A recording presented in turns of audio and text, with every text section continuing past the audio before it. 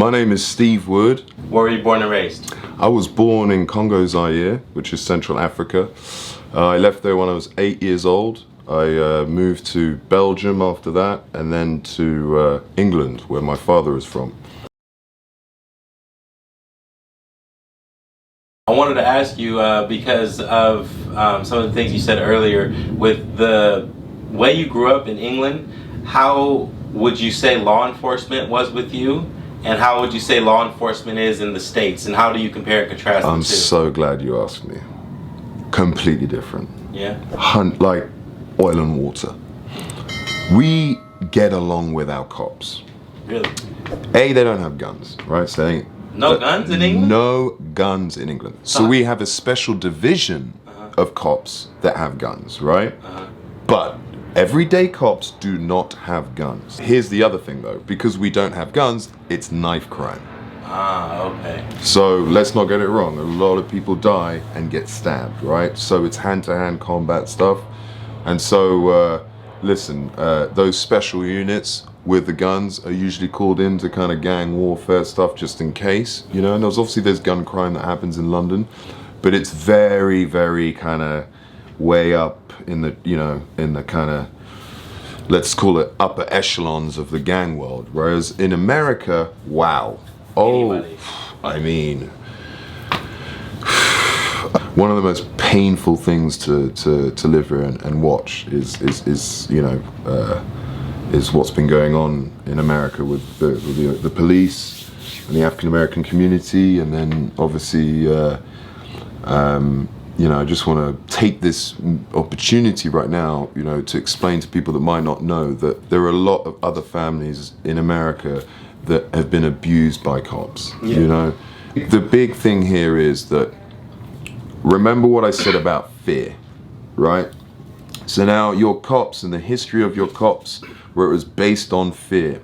Whereas the difference in England is that the cops have to, it's part of their job, get to know the community, right? We call them beat cops. They walk around our neighborhood, mate, right? And they get to know people that have lived there, right? And so they understand that some things need to be self-police, right? And all those things that go on. So there's that kind of integration that's going on in Europe between the cops and the local, you know, people. And whereas here, you know, it's like the wild, wild west. You know, I like, you hear some of these stories and you just think to yourself, you know, like, how is this person with 27 years experience pulling out a gun thinking it was a taser? It's totally unacceptable. You know, that's the thing. And then my thing is that it's also totally unacceptable to take a life if they're running away. I think that's also pretty cheap in that respect, that, okay, they're running away, so now I have the ability to shoot that person. Well, you know, you also have the potential ability to kill that person, you know? Yeah. So, listen, it's a systematic problem here, right? So, I think that, honestly, I'm sorry to say this, but you gotta get rid of guns. You know, you look at England, you look at Australia, and you look at their gun situation. Why isn't there the same problem? Because we don't have guns. We don't have access to them. Now, I'm not saying farmers and people in rural areas can't have guns to hunt and stuff, but you need to have special permits. So in England, I'll give you an example. When you buy a gun in England, if you can buy a gun in England, because they go through all of your police records, all of your therapy records in respect to, did this guy have some kind of mental problem at a certain point in his life? Basically really trying to vet whether you are capable of owning a gun. Then you have to have a safe in your house that the police actually come to your house to look at the safe to check that it's a proper gun safe. Those are the rules that happen in England if you want to have a gun, right? But they're usually hunting rifles, because we're only allowed hunting rifles. There are no handguns. So you didn't have any friends growing up that had any handguns, or you didn't know any? No, just hunting rifles. Wow. Yeah, no, that's, you know, I saw the guns in Africa and in Belgium, right? And the police there in Belgium have guns. I'm not used to guns, I'll be honest with you. That's not, that ain't my deal. You know, knives and all that stuff, that's, you know, I've seen all that stuff. But the gun thing was a big thing for me out here, you know, because it's a kind of next level. Do the cops have knives out there? Not knives, batons and tasers. Okay. Right? And so that's what I'm trying to say to you, by the way. no one fights the cops either or runs away from them in England the way they do here. Yeah, it's amazing. Especially with all the technology the cops have here. We find it in Europe amazing how many cop chases there are. It's like hilarious. Yeah. People run from the cops in England, don't get it wrong, right? But just in respect to, like, if a cop comes up to you, pulls out a gun, there is no way you should be running anywhere, right? I mean, like, let's just be real. Yeah. I don't think that's a smart decision to make. But then again, you don't know what's going to happen. Right? Yeah. So I understand that too. But by the way, goes back to this isn't my trauma. Right? I didn't grow up with a gun culture where my family members were threatened by cops with guns and things. That's not in my trauma. That's not in my system the way it is for the locals here. So, I had to understand that too. See? Now, how do you change that? Educating people that maybe, if guns weren't around, really, like, I don't think we'd be in this situation, guys. Yeah. But do you think a country like America that was founded on slavery can ever go without having guns? No way. And by the way, I think that you don't take the guns away. I'm not saying take the guns away. I'm saying make it very difficult for somebody to own one, in respect to they have to go through so many regulatory systems in order to own a gun, right? Because it's built, America was built on that, that the history of the pistol and the Smith & Wesson, you still have to celebrate that, and still in the South, and as I said, in rural areas, there's a purpose, and people should be able to own guns, but there needs to be serious regulations, serious systems in place. I mean, I know of black market gun things that are going on in certain states, and they're selling ammunition and guns to people, and they've got an arms, they could like arm 100 people. And you're like, what is going on? Well, no, they have a fear thing. They think what do they think, like 500 people are going to turn up at their house? Like what? No. But why are they allowed assault rifles? Why is anyone allowed an assault rifle? I can understand a pistol, I can understand hunting rifles, but an assault rifle, that should be military only. Like, that doesn't happen in England, right? So for instance, if there's a gang that does have assault rifles, boy oh boy do they go into investigation into that. I.e., they know it's come from military and it's come from some arms dealer, and they're going to go into town to find out where that came from. Whereas here, you're good to go. What are the charges if you get caught with a gun? Heavy. Of course. It's a no tolerance situation, right? Zero tolerance. So that's what I'm trying to say to you. I mean, like, gangs they're probably happier carrying drugs than they are guns. That gun will get them probably bigger charges than the drugs will. Yeah. Oh yeah. They take it seriously out there. But as I said, the knife crime is what is the problem we suffer in, especially in London. And obviously this year it's been higher than ever, and the police are also, having problems dealing with that as well. And so BLM came through in the UK as well. I'm not sure if anyone saw that. It was a huge support and rallying, because there has been systematic racism in the UK. I'm not saying that we don't go through that, right? It's definitely far more progressive and advanced than it is here. I got to say that. We still go through it, but it's just a different deal. You know what I mean? And I feel that, if anything, that in Europe we're just better at educating people about that, because we're mixed within the community, and also what that means is people want to get to know their neighbor. Simply put, man, anyone who's going to live somewhere, they just want to get to know their neighbor, and they go to their barbecue and they go to their barbecue, and therefore there you go, that's how everyone starts to get to know their cultures and stuff, and that's what's the beautiful thing here about the Hispanic culture, the black culture, the white culture. When I see that come together, I'm like, beautiful, right? Those are the origins of this country, our Native American brothers. Let's look at what they went through, and what they still are going through, and we got to start there, we got to start, by getting people to be aware of what has happened and where we're at now, and what we need to do to change this situation, because it's right here. We're at the tipping point. I know that. It's like when Trump came into power, I was like, everything has to go bad before it gets good. And it's a lot in those problems. This hood was pretty bad at one point, wasn't it? Pretty bad, pretty scary place. Everyone loves talking about how scary Venice was, but how good is it now? How safe is it now? You know what I mean? And one thing a lot of people have to remember, even when it was that crazy, scary place, it was that good. How good you see it, how good everybody else sees it now. It was that good to some people in the neighborhood. You know what I mean? 100%. Even though it was a scary place, a bad place to be, because at the same time there was a community. There was a very strong, prominent community that looked out for one another and that had each other's back. You know what I mean, to the end. And those people are still around. The numbers are definitely dropping. Decisions that were made by people, you got to look at the time that they were making those decisions, right? What was going on with the police? What was going on with the government? How were people living back then? It was pretty aggressive. You understand what I'm saying? As opposed to today. I'm not saying it still doesn't exist. Of course it does. Yeah. There's a reason why there's only 10% of the community left here. Yeah. Right? Yeah. So how we change this is show awareness. And so that's why I really want to promote somehow using that Juneteenth weekend as a weekend to celebrate this local community here. I really think that's the way you do that, because then you get them to see too what you're talking about. Yeah. You hear those stories. They talk to the old gang guys. They tell them, hey, back then I felt safer amongst my people. Yeah. Right? And then people start understanding why. Yeah. You know?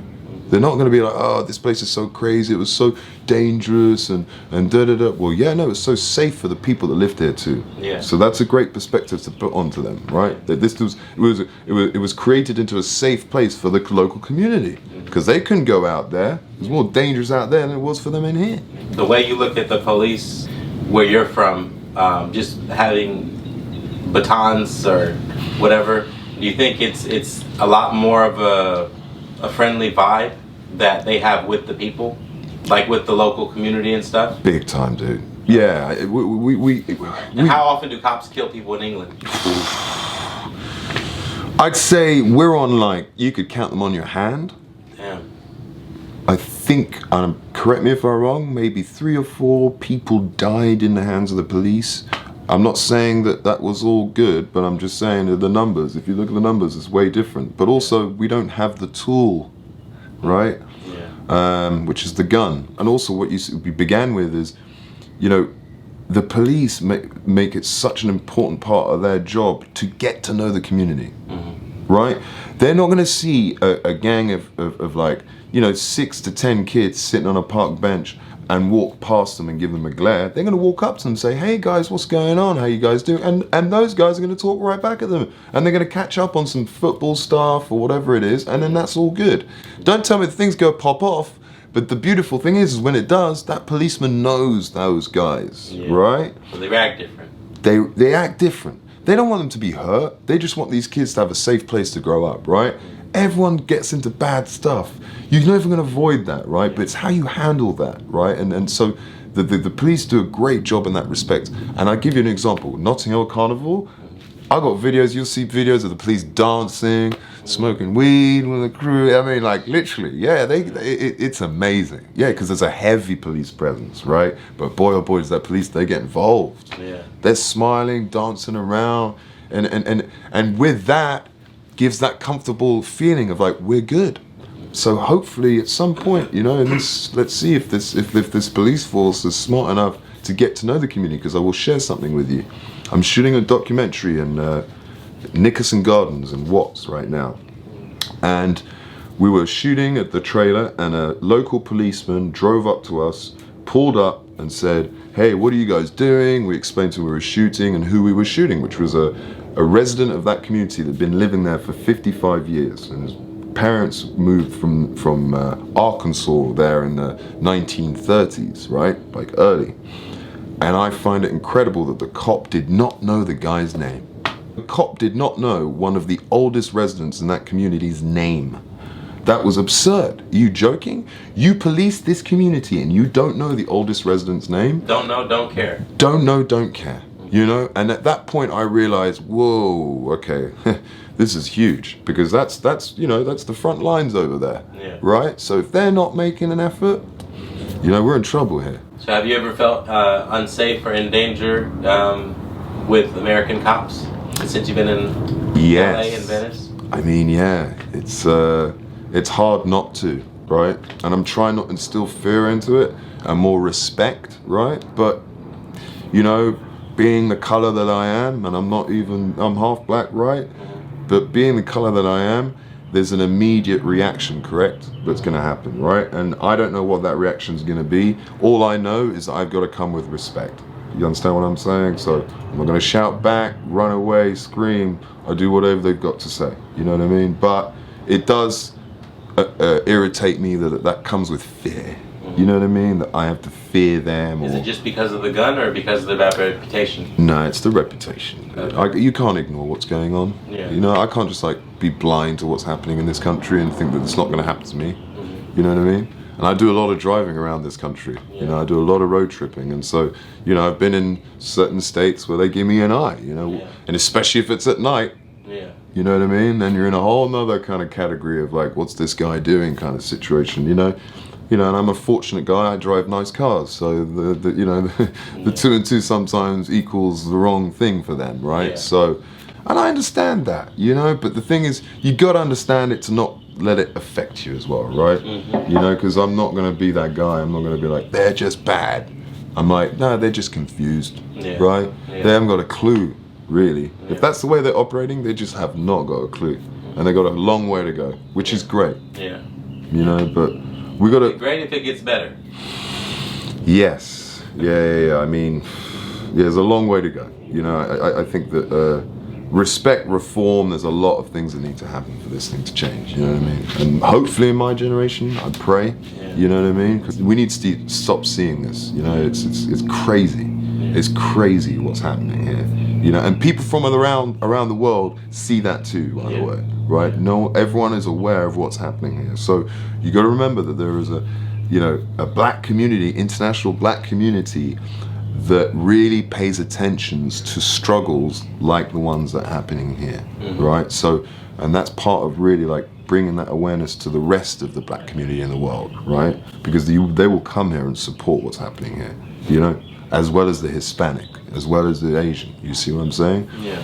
Because there's a lot of what they've been through and their communities have been through that make Venice and LA what it is. And it wouldn't be that way without those communities. You know? Can you give me one word that pops out in your mind when you think of Venice? I just say vibe. Vibe. It's a vibe, mate. Yeah, it's a vibe, dude. Yeah, that's the one word that pops up when I think Venice. Vibe. You know, and it's the same when I see people's faces around the world. When I tell them where I live, Venice Beach, I'm like, yeah, it's a vibe. You know what I mean? Yeah, there you go. One last thing I wanted to ask you. Can you tell me the most important lesson that you've learned in your life? Wow, I like that question. I think most important lesson I've learned in my life, or one of, is that to keep on educating myself, to keep learning, to never think that I know about everything, and really open myself up to you know, educating myself on so many different things, the environment, communities, countries, everything I can, you know, just to keep learning. And I think that like my challenges in my life are all based on, you know, good or bad, whatever happens, is learning from that, right? And how to go forward with those things. So yeah, never stop learning, man. You know, there's so much out there. This world is filled with information. You know? And I think that, for instance, your channel and this videos that you're doing is also an important way of people to learn. You understand what I'm saying? Yeah, for sure. Appreciate you. Easy, brother. Yeah. Banger. Oh yeah. Wow. I went in, mate. If you like this video, if you love this channel, which you should, please subscribe to GV Local.